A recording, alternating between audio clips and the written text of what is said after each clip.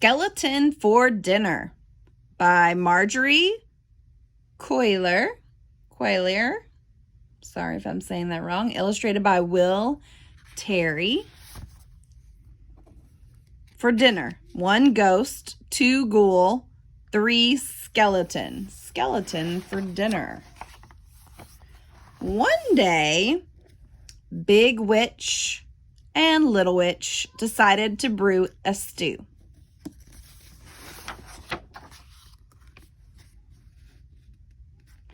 They added all their favorite ingredients: shark fins and snake skins, spider silk and centaur's milk, catfish whiskers and banshee blisters.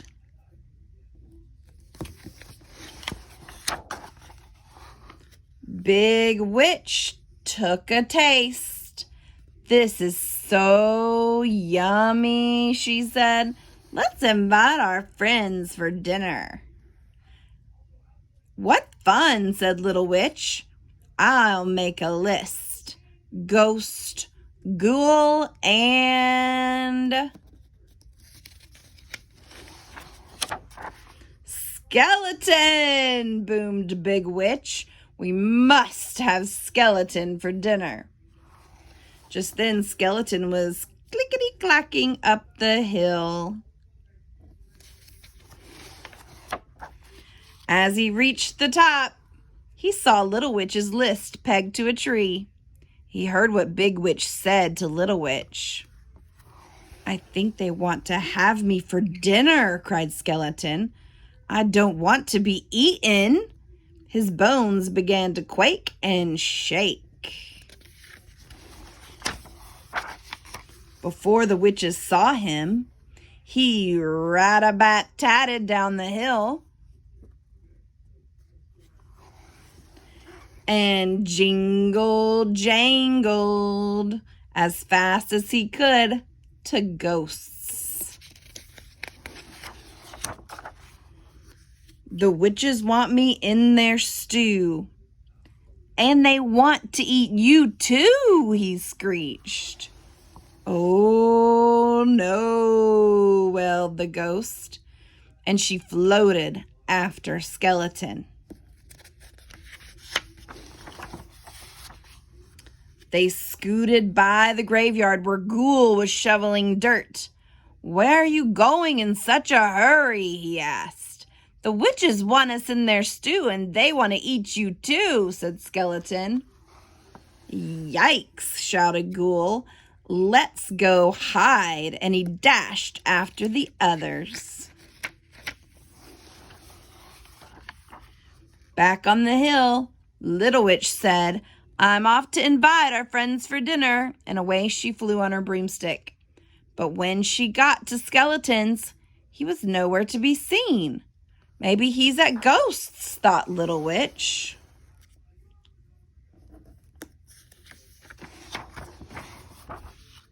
But she didn't see anyone at Ghost's house either. "I bet they're all at Ghoul's," thought Little Witch. She zoomed to the graveyard. It was as quiet as the moon. "Where is everybody?" said Little Witch. "How can I invite our friends for dinner if they've all disappeared?" She flew back to the top of the hill.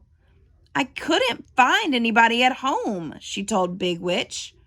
"I guess we'll have to eat our stew all by ourselves. And I was really looking forward to our party." She took down the sign and began to cry. Crow flew down and picked it up. I think I know what's wrong," he cawed, and off he flew, flapping his wings. Caw, caw. He went to Skeleton's. No skeleton. He went to Ghost's.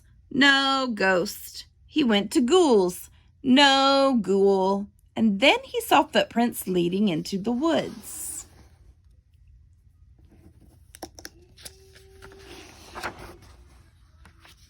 He followed them to a big tree. Up, up, up he flew. "What are you doing here?" asked Skeleton. "Came to tell you that the witches want you to come for dinner." You mean they want to eat us for dinner? Said Skeleton.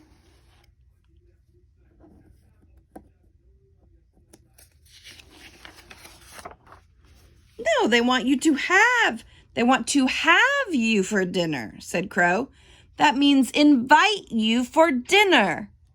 Oh, said Skeleton. That's different from what I thought. I'm hungry. Let's go. So Skeleton, Ghost, and Ghoul came down from the tree. They picked some poison ivy to take to the witches for their stew.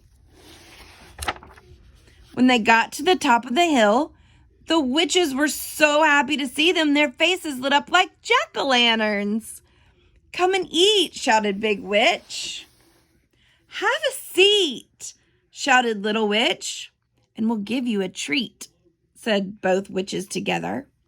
It looks so yummy, said Skeleton, that I wish I had a tummy. And they all had fun eating the witches' stew together. Skeleton for Dinner by Marjorie Quayler.